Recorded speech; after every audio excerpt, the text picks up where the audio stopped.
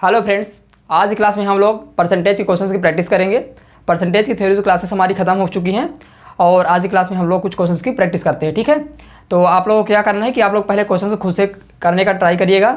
ठीक, उसके बाद आप वीडियो देखिएगा और मेरा तरीका देखिए कि आप किस तरीके से सॉल्व किए हो और मैं किस तरीके से सॉल्व कर रहा हूँ। ठीक है, तो चलिए शुरू करते हैं। सारे अच्छे क्वेश्चंस रहेंगे आज और इनकी हम लोग देखते हैं कितना मतलब 60 तरीके से इनको हम सॉल्व कर सकते हैं, कितना कम समय में इसको हम सॉल्व कर सकते हैं। ओके, चलिए। तो पहला क्वेश्चन है हमारे सामने। एक व्यक्ति ने एक घर 5 लाख में खरीद कर 5 लाख रुपए में खरीद कर किराए पर दे दिया। वह प्रतिवर्ष कुल किराए का 12.5% मरम्मत आदि के लिए रखता है तथा 1660 रुपये प्रतिवर्ष गृह कर देता है। गृह कर मतलब घर का जो कर होता है, टैक्स, वो देता है। इस प्रकार इसे प्रतिवर्ष अपनी लागत का 10% धन मिल जाता है। तो घर का मासिक किराया कितना है? देखिए इस क्वेश्चन को कैसे हम लोग सॉल्व करेंगे। हम लोग मान लेते हैं पहले कि जो वार्षिक किराया है, जो कुल वार्षिक किराया है,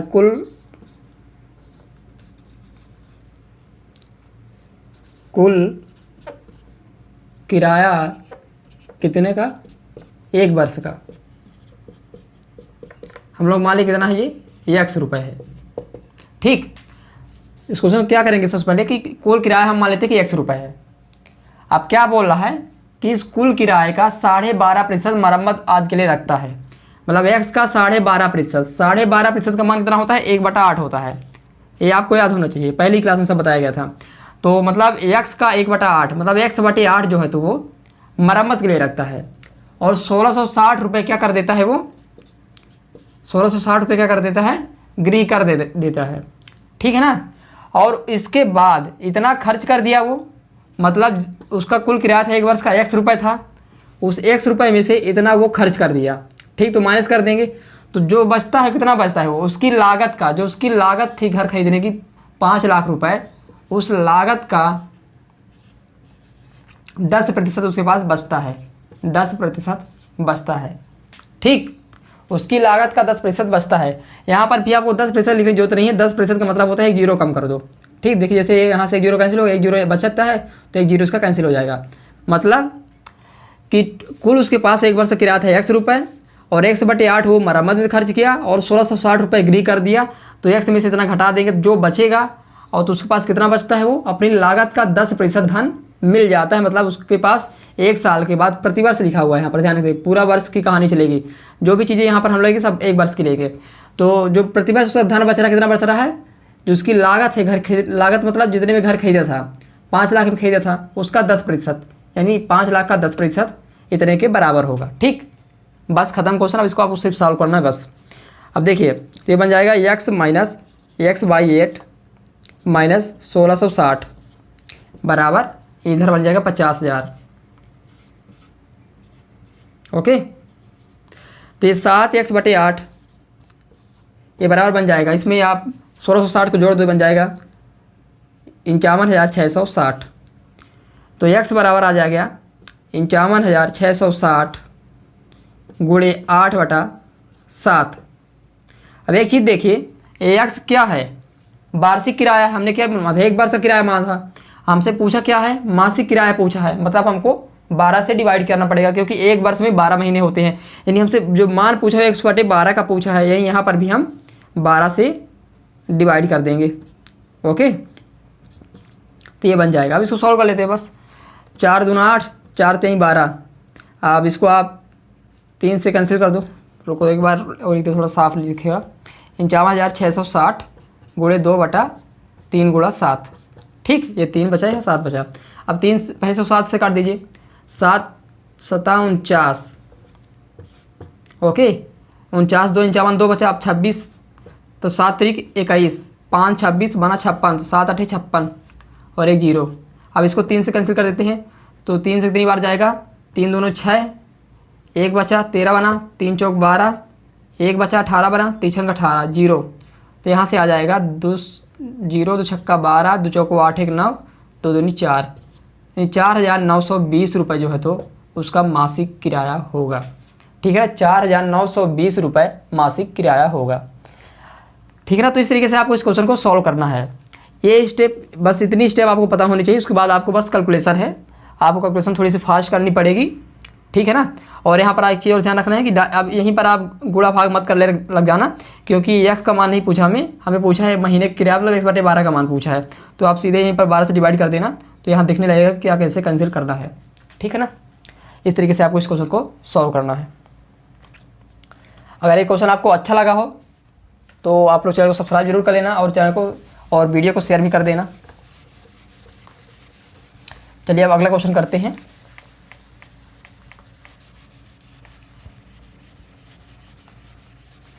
आज की क्लास में सारे क्वेश्चंस अच्छे होंगे, ओके। बस आपको ये देखना कि इन क्वेश्चंस को करने का तरीका आपका क्या है और मेरा क्या है। कुछ क्वेश्चंस ऐसे होते हैं जहाँ पर कुछ ट्रिक्स नहीं लगती हैं, वहाँ उनको सीधे बेसिक से ही सॉल्व करना पड़ता है। जैसे ये वाला क्वेश्चन था, इसमें एक्स आपको मानना ही था, ओके। चलिए अगला क्वेश्चन हमारे पास है 405 मिठाइयाँ, कितनी 405 मिठाइयाँ कुछ बच्चों को इस प्रकार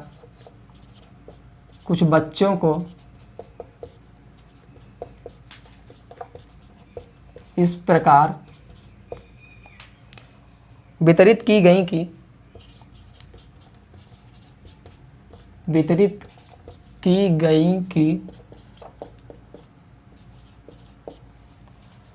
प्रत्येक बच्चे को मिलने वाली मिठाइयाँ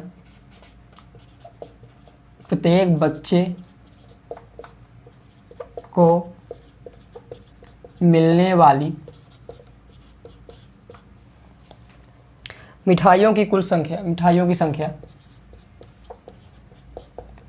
प्रत्येक बच्चों को मिलने वाली मिठाइयों की संख्या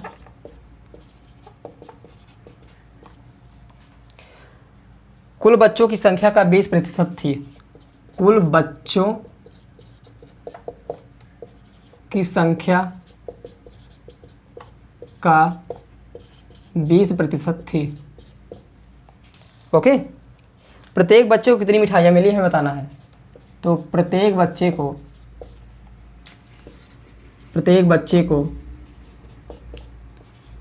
कितनी मिठाइयाँ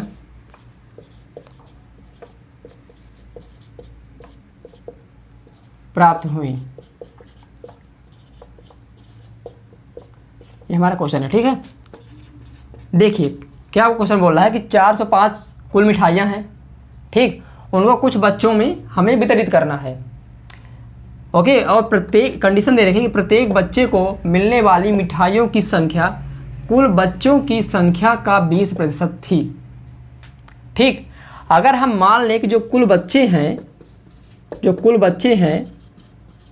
एक्स है, तो क्या होगा, तो प्रत्येक बच्चे को मिलने वाली मिठाई की संख्या क्या होगी, कुल बच्चों की संख्या का, कुल बच्चे हैं एक्स का 20%। 20% मतलब होता है 20% मतलब क्या होगा 1/5, मतलब कुल बच्चों की संख्या का 20% मतलब 1/5। ये क्या होगी, प्रत्येक बच्चे को मिलने वाली मिठाइयों की संख्या होगी। और 405 मिठाइयाँ हैं और कितने बच्चे हैं, एक्स बच्चे हैं, तो एक बच्चे को कितना मिलेगा 405/x। इतनी चीज़ आपको समझ में आ रही है। कुल मिठाइयाँ हैं 405, उनको वितरित कर रहा है और प्रत्येक बच्चे को मिलने वाली मिठाइयों की संख्या कुल बच्चों की संख्या का 20% थी। मतलब देखो, जो अगर 405 मिठाइयाँ हैं और एक बच्चे को कितना मिलेगी 405/x, क्योंकि कुल बच्चे हमने मान लिया है x, ठीक। तो कुल एक बच्चे को मिठाई मिलनी कितनी 405/x, और ये कितने के बराबर होगी, जो बच्चों की संख्या है उसके 20% के बराबर होगी, क्योंकि दे रखा है कि प्रत्येक बच्चे को मिलने वाली मिठाइयों की संख्या इतनी हो गई 405/x। ये कितने के बराबर होगी, कुल बच्चों की संख्या का 20%, यानी कुल बच्चे हैं x, तो उसका 20% मतलब 1/5 इसके बराबर होगी। तो ये इक्वेशन हमारे पास आ गई है। अब देखिए यहाँ से x² बराबर बन जाएगा ये 5 × 405।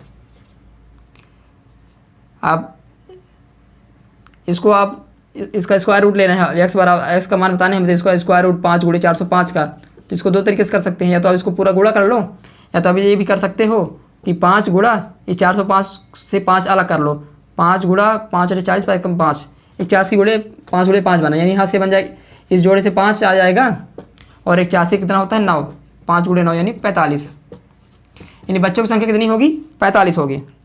ओके, तो यहाँ पर आपको ये वाली लाइन समझनी थी कि प्रत्येक बच्चों को मिलने वाली मिठाइयों की संख्या कितनी होगी, कुल मिठाइयाँ बटे कुल बच्चे 405 बटे x, वो किसके बराबर होगी, बच्चों की संख्या का 20% थी, यानी बच्चे x हैं बच्चे, तो उसका 20% मतलब 1/5 यानी x बटे 5 के बराबर होगी।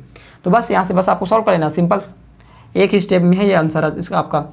आप या तो इसको तो ऐसे भी कर सकते थे कि 5 गुणा 405 करते तो 5 25 बनता ये, और ये 5 20, और 20 25 किसका स्क्वायर होता 45 का स्क्वायर रूट है। ओके, जैसे 45 का स्क्वायर कैसे निकालते हैं, 5 स्क्वायर करते हैं और 4 गुणा 5 कर देते हैं, 4 गुणा 4 प्लस 1, ये होता है मेथड इसका स्क्वायर निकालने का। तो इस तरीके से हम इसका आंसर निकाल सकते हैं। ओके, ये सारे क्वेश्चन ऐसे हैं जिनमें आपको थोड़ा सा दिमाग लगाना पड़ेगा। आप क्वेश्चन को सोल्यूशन देखने के बाद सारे क्वेश्चन सरल लगेंगे, लेकिन जो अगर आप सोल्यूशन देखने से पहले जो खुद से आप इनको ट्राई करोगे तब आपको समझ में आएगा क्वेश्चन कितने लेवल के हैं। ओके, और जिनसे इस तरह के क्वेश्चन बन रहे हैं तो मान लो कि उनका परसेंटेज वाला टॉपिक एकदम स्ट्रॉन्ग हो गया है, अच्छा हो गया है, उनको प्रॉब्लम्स नहीं होगी, बस प्रैक्टिस करते रहना है बस। चलिए अगला क्वेश्चन करते हैं। अगला क्वेश्चन हमारे पास, एक परीक्षा में एक विद्यार्थी ने एक परीक्षा में एक विद्यार्थी ने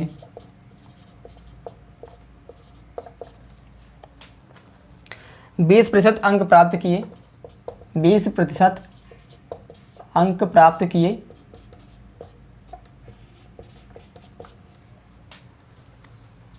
तथा वह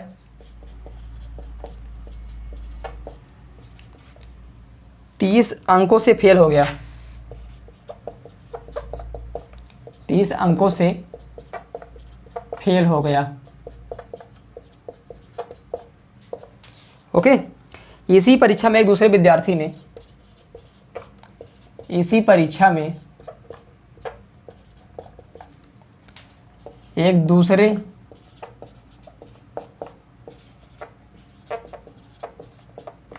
विद्यार्थी ने 32% अंक प्राप्त किए, 32% अंक प्राप्त किए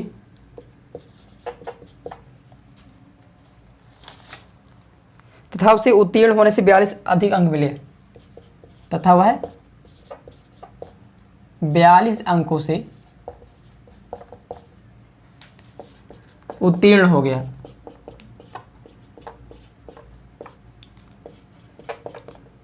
ओके, मतलब उसको उत्तीर्ण अंक जो था, उत्तीर्ण होने के लिए इतना अंक जरूरी था, उससे 42 अंक ज़्यादा मिला, उसको उत्तीर्ण हो गया।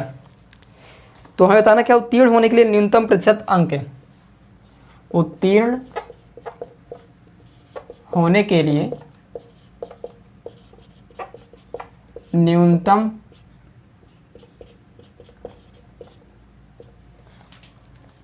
प्रतिशत अंक कितने होंगे, न्यूनतम प्रतिशत अंक कितने होंगे, मतलब ये बताना है कि जो उत्तीर्णांक होगा वो पूर्णांक का कितने प्रतिशत होगा। इसमें से आपको ऑप्शन दे दिया जाए कि ऑप्शन ए कितना है 25%, option B 33%, option C 50%, option D 48%। तो आप इसको सॉल्व करके इसका आंसर ट्राई करिए निकालने की, उसके बाद मैं सॉल्व करता हूँ इसको। ओके, चलिए कैसे सॉल्व करते हैं इसको देखते हैं। आप लोग इसको ट्राई कर लीजिएगा अपने से, इस तरह क्वेश्चन करवा चुका हूँ मैं। एक परीक्षा में एक विद्यार्थी ने 20% अंक प्राप्त किए तथा वह 30 अंकों से फेल हो गया, ठीक, और 32% जो अंक प्राप्त किया है वह 42 अंकों से उत्तीर्ण हो गया। मतलब परसेंटेज का अंतर कितना है 32 - 20 यानी 12%। एक में पास हो रहा है, एक में फेल हो रहा है, मतलब दोनों अंकों को हम जोड़ देंगे, उसी के बराबर होगा ये परसेंट। यानी 30 और 42 जोड़ेंगे कितना आएगा 40 20 40 30 70 2 72, यानी 12% की वैल्यू आ गई 72। तो हमें चाहिए पूर्णांक, पूर्णांक मतलब 100%, मतलब 12 छंग 72, 1% की वैल्यू यहाँ से कितनी आ जाएगी, 72 में 12 से डिवाइड तो 6 आएगी, यानी 100% कितनी आ जाएगी 600, यानी हमारा जो पूर्णांक आ गया 600 आ गया। ओके, अब हमको निकालना है प्राप्तांक। प्राप्तांक कितना है, क्योंकि हमें बताना है कि उत्तीर्ण होने के लिए न्यूनतम प्रतिशत अंक, मतलब प्राप्तांक जो है वो पूर्णांक का कितने परसेंट है वही बताना है, तो उसके लिए हमें प्राप्तांक की जरूरत पड़ेगी। ठीक, तो प्राप्तांक कितना होगा, यानी न्यूनतम अंक वो कितना होगा जो पास होने के लिए जरूरी है। तो इसको हम कैसे निकाल सकते हैं, दो तरीके हैं, 20% निकाल लो। ठीक, जो 20% जो विद्यार्थी प्राप्त कर रहा है वो 30 अंक से फेल हो रहा, तो 20% निकाल के उसमें तुम 30 अंक जोड़ सकते हो। तो 600 का 20%, 20% मतलब 1/5, अब प्लस 30, क्योंकि जब वो 20% प्राप्त करेगा तो वो 30 अंकों से फेल होगा, मतलब उसको जो अगर आप 30 अंक दे दो तो वो फिर पास हो जाएगा। तब देखिए इसको काट दीजिए, 5 एकम 5, 5 दूनी 10, 120, 120 प्लस 30 कितना होगा 150, यानी उसका प्राप्तांक कितना हो गया 150। पूछा क्या है, न्यूनतम प्रतिशत अंक कितने होने चाहिए उत्तीर्ण होने के लिए, तो 150 प्राप्तांक बटे पूर्णांक यानी 600 गुणा 100, 2 जीरो कैंसिल, 6 से भाग कर दो इसको, तो 6 कम 6 दूनी 12, 3 15, 30 बना, 6 पंचे 30, यानी 25% न्यूनतम अंक चाहिए पास होने के लिए। तो ऑप्शन ए सही हो जाएगा आपका। आप लोग कर पाए या नहीं कमेंट करके बता सकते हैं। चलिए इसके बाद अगला क्वेश्चन करते हैं।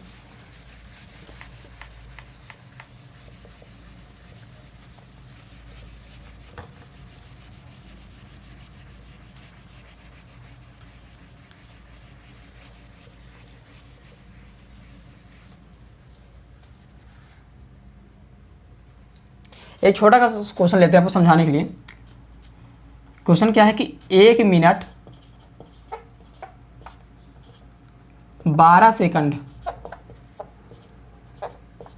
ठीक है ना, 1 मिनट 12 सेकंड 1 घंटे का कितना प्रतिशत है।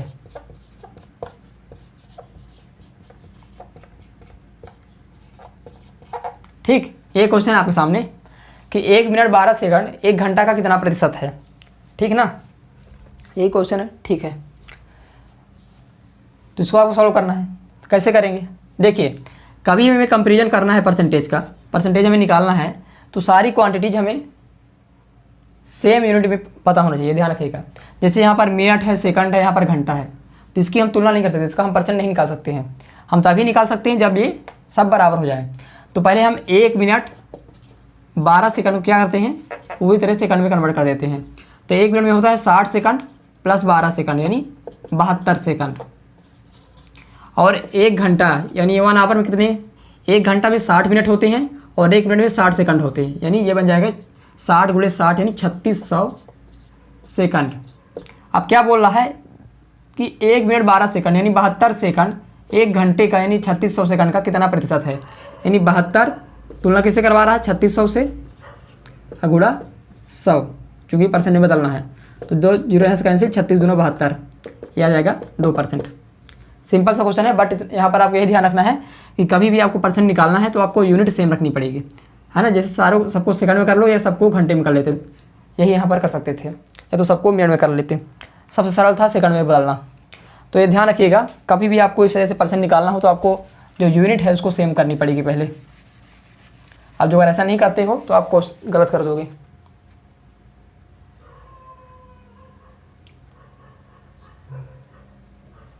ओके, ठीक है, अब अगला क्वेश्चन देखते हैं हम लोग।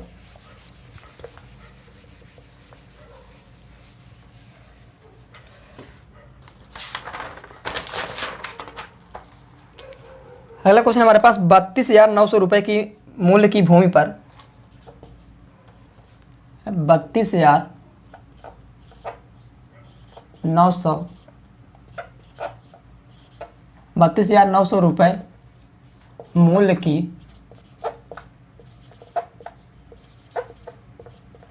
भूमि पर 1,33,100 रुपये, 1,33,100 रुपये मूल्य का भवन बनाया गया है।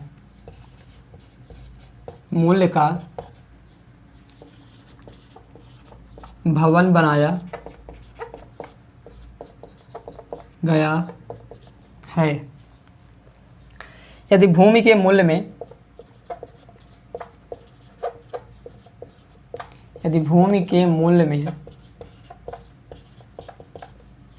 क्या हो रहा है, 10% वार्षिक दर से वृद्धि हो, 10% वार्षिक दर से वृद्धि हो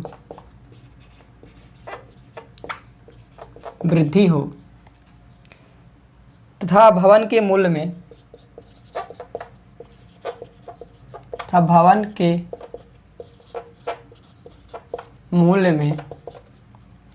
10% वार्षिक दर से अवमूल्यन हो, 10% वार्षिक दर से अवमूल्यन हो, अवमूल्यन मतलब कमी, ह्रास जिसको बोलते हो, दर से अवमूल्यन हो, तो कितने वर्ष बाद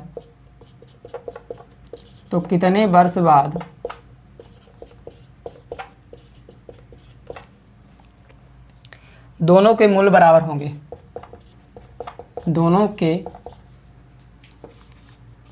मूल्य बराबर होंगे। ऑप्शन ए है आपके पास 1.5 वर्ष, ऑप्शन बी है 2.5 वर्ष, ऑप्शन सी है 2 वर्ष, ऑप्शन डी है 3 वर्ष। एक बार आप इसको खुद से सॉल्व करने का प्रयास करिएगा, उसके बाद आप सॉल्यूशन देखिएगा। चलिए इसे सॉल्व करते हैं। क्या बोला है, 72,900 रुपये मूल्य की भूमि है और उस पर 1,33,100 रुपये मूल्य का एक भवन बनाया गया है। यदि भूमि के मूल्य में 10% वार्षिक दर से वृद्धि हो रही है और भवन के मूल्य में क्या हो रही है, 10% की ही कमी हो रही है, मतलब अवमूल्यन हो रहा है, मतलब गिरावट आ रही है मूल्य में, तो कितने वर्ष बाद दोनों के मूल्य बराबर हो जाएंगे, मतलब भूमि का मूल्य और भवन का मूल्य बराबर कितने वर्ष बाद हो जाएंगे। देखिए इसमें एक फार्मूला आपको बताया था कि फाइनल बराबर initial into 100 plus R plus minus R upon 100 की पावर एन क्या था, वर्षों की संख्या।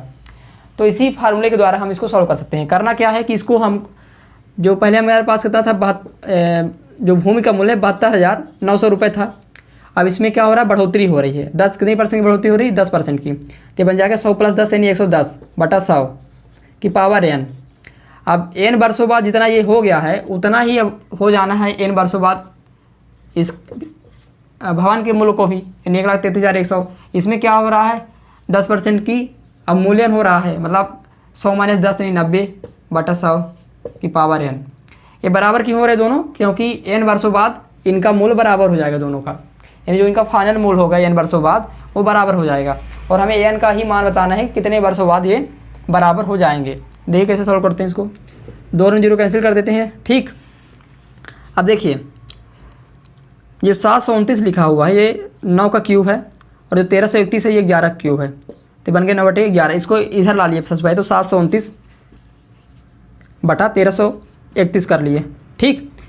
इसको इधर ला लिए और इसको उधर भेज दिए, तो 90 बटा 100 गुणे ये 110 बटा 100 था, 100 बटा 110 हो जाएगा, 100 बटा 110, चूँकि सबकी पावर एन है तो इसको पूरा हम अंदर इंटू कर सकते हैं, ठीक है ना। तो ये बन गया 9/11 क्यूब बराबर 90 बटा 100 गुणे 100 बटा 110, तो 100 से 100 कैंसिल हो गया, 0 से 0 कैंसिल हो गया, मतलब 9/11। यहाँ से देखिए 9/11 का क्यूब बराबर आ गया 9/11 की पावर एन।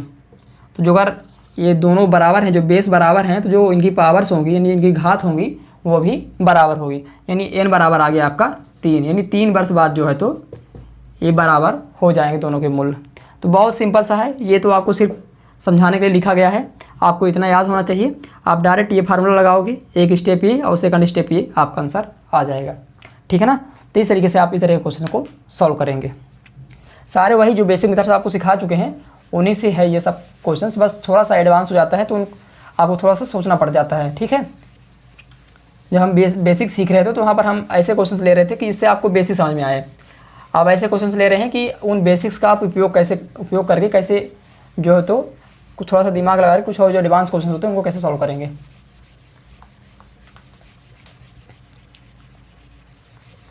आप लोग वीडियो को शेयर जरूर कर देना, क्योंकि अच्छे क्वेश्चन से, काफ़ी अच्छे क्वेश्चन, जो लोग पढ़ चुके हैं उनको भी शेयर करना, उनको इससे अपनी तैयारी का थोड़ा सा अनुमान होगा कि उनका ये टॉपिक अच्छा स्ट्रॉन्ग है या नहीं है। अगला क्वेश्चन हमारे पास, एक दुकानदार द्वारा बेचे गए गेहूं में, एक दुकानदार द्वारा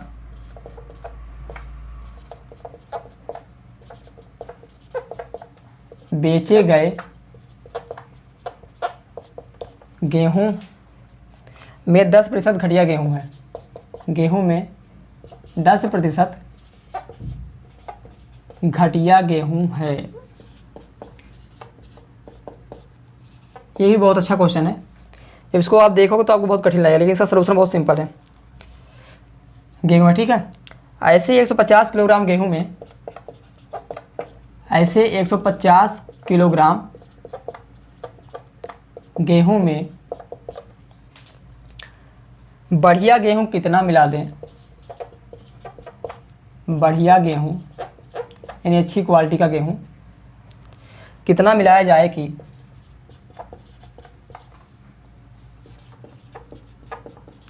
कितना मिलाया जाए कि उसमें घटिया गेहूं केवल 5% रहे, कि उसमें घटिया गेहूं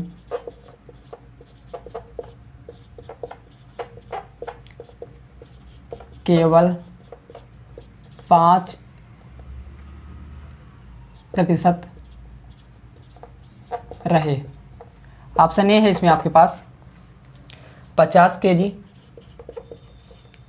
बी है 85 kg, सी है 135 kg और डी है 150 kg। देखिए क्वेश्चन क्या बोल रहा है, एक दुकानदार द्वारा बेचे गए गेहूं में 10% घटिया गेहूं है। ऐसे 150 किलोग्राम गेहूं में बढ़िया गेहूं कितना मिलाया जाए कि उसमें घटिया गेहूं केवल 5% बचे। मतलब पहले 10% घटिया गेहूं है और अब बोल रहा है कि उसमें कुछ अच्छा गेहूं मिला दो, आप इतना मिला दो कि जो घटिया गेहूं केवल 5% रह जाए। और कितने में मिलाना है, 150 में। सबसे पहले देखिए 150 का 10% घटिया गेहूं मतलब 15 घटिया गेहूं होगा, 15 किलोग्राम। तो अच्छा गेहूं कितना बचेगा, 150 में से 15 घटा दो यानी 135 kg। ओके, अब हमारे पास 135 kg जो है तो अच्छा गेहूं आ चुका है। अब हम मान लेते हैं कि इसमें हम x किलोग्राम जो है तो अच्छा गेहूं और मिला देते हैं, तो बन गया 135 + x, अच्छा गेहूं बन गया। अब जो टोटल 150 किलोग्राम गेहूं था, अब जितना मिला दिए हैं वो भी तो इसमें जुड़ जाएगा, मतलब जो टोटल गेहूं है वो बढ़ जाएगा 1 किलोग्राम 150 से। तो हमें क्या बता रहा है कि जो अच्छा वाला गेहूं अब है 135 + x किलोग्राम, वो कुल गेहूं का कितने प्रतिशत हो गया है, अब 5% जो है तो अब घटिया गेहूं है, मतलब अच्छा गेहूं कितना बचा, 95%, मतलब 95/100। समझे ये चीज़ आप। जो अच्छा गेहूं है अब कितना हो गया है, चूँकि 5% घटिया गेहूं है तो बस अच्छा गेहूं कितना हो गया है अब 95%। तो अच्छा गेहूं का प्रतिशत हम निकाल लेते हैं कैसे। अच्छा गेहूं कितना है 135 किलोग्राम, इससे निकाल लिए 150 वाले से, और x किलोग्राम अच्छा गेहूं मिला दिए तो 135 + x जो है तो अच्छा गेहूं हो गया। और टोटल गेहूं कितना हो चुका है, अब 150 था पहले, अब x जोड़ दिए तो x और मिला दिए हैं तो 150 + x हो गया। तो 135 + x बटे 150 + x जो है तो कितना हो गया, अब ये 95% हो गया है। ठीक, 95% हो गया है। या तो इसको आप ऐसे करें कि यहाँ पर आप इसका परसेंटेज निकाल रहे हैं अच्छे गेहूं का, यहाँ पर आप गुणा 100 करेंगे तो ये बन जाएगा, ऐसे नहीं समझ रहे हो आप तो ऐसा कर सकते हैं कि चूँकि इसका अच्छे गेहूं को परसेंट निकाल रहे हैं तो 100 से गुणा करना पड़ेगा, तो कितना बन जाएगा, 95% बन जाएगा। कितना बन जाएगा, 95% बन जाएगा। अब 100 को आप उधर भेज दो तो ये डिवाइड में 100 आ गया। तो आप 19 × 5 = 95, सॉरी 5 से आप काट दो, 19 बार जाएगा 95 में, अब 20 बार जाएगा 100 में। अब इसको आप क्रॉस इंटू करके सॉल्व कर लेंगे। तो 20 × 135, 20 × 5 = 100, हासिल 10 का, 20 × 3 = 8, 10 = 70, हासिल 7, 20 से कम 20, 7 2700 प्लस 20x बराबर 19 0 बार भाग 0 आएगा, 19 × 5 = 95, हासिल आई 9 का, 19 से कम 19, 1 20 8 28, 2850 प्लस 19x। यहाँ 20x है, यहाँ 19x है, इसको इधर लाइए तो बन जाएगा x, इसको उधर ले जाएंगे घट जाएगा, उसमें तो बचेगा कितना, 2850 में 27 को घटा तो कितना बचेगा 150, और x वही वैल्यू है जो पूछा गया है कि कितना मिलाया जाए। हमने एक्स मिलाया था, यानी 150 किलोग्राम मिला दो जोगारा, तो अच्छा गेहूँ कितना बन जाएगा, 95% बन जाएगा, यानी 5% घटिया गेहूँ बचेगा उसमें। तो आपका आंसर हो जाएगा डी, 150 किलोग्राम। ओके, तो इसको भी आपको 2-3 स्टेप में आप इसको सॉल्व कर सकते हैं ईजी तरीके से। लेकिन आप जो अगर इसको खुद पहले देख रहे हो क्वेश्चन को, थोड़ा सा क्वेश्चन ये टफ था, मतलब इसमें ये चीज़ सोचना इतना जल्दी नहीं आएगी आपको, जो अगर आप नहीं पढ़े हो, आप प्रैक्टिस नहीं किए हो तो। ओके, चलिए इसके बाद देखते हैं अगला क्वेश्चन।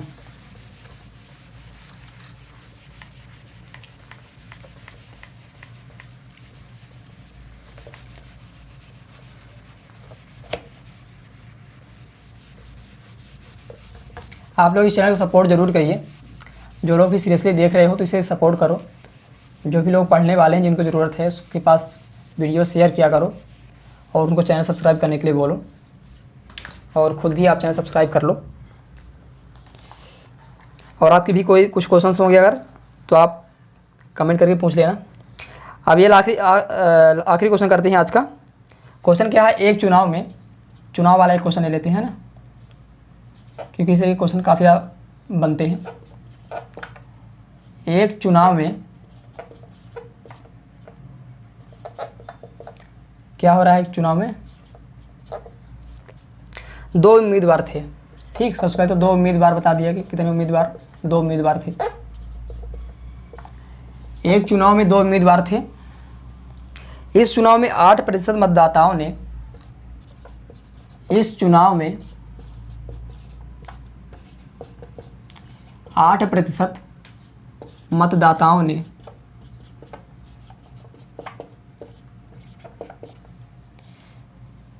अपने मत का प्रयोग नहीं किया, अपने मत का प्रयोग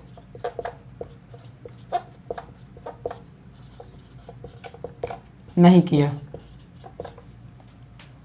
ओके, जीतने वाले उम्मीदवार ने, जीतने वाले उम्मीदवार ने कुल मतों के 48% मत, कुल मतों के 48% मत प्राप्त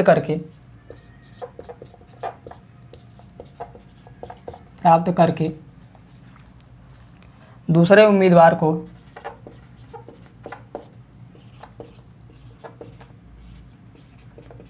दूसरे उम्मीदवार को 1100 मतों से पराजित कर दिया, 1100 मतों से पराजित कर दिया। ठीक है, इस चुनाव में कुल कितने मतदाता थे? इस चुनाव में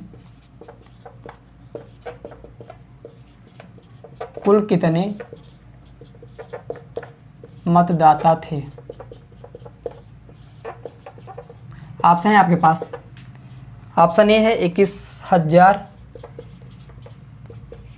ऑप्शन बी 23,500, 23,500, ऑप्शन सी 22,000 ना 22,000, और ऑप्शन डी 27,500। ओके, तो क्वेश्चन क्या है कि एक चुनाव में 2 उम्मीदवार थे। इस चुनाव में 8% मतदाता अपने मत का प्रयोग नहीं किया। जीतने वाला जो उम्मीदवार था उसने कुल मतों के 48% मत प्राप्त करके दूसरे उम्मीदवार को 1100 मतों से पराजित कर दिया। तो इस चुनाव में कुल कितने मतदाता थे? पहले आपको इससे खुद से सॉल्व करना है, ठीक। उसके बाद इसका सलूशन आपको देखना है।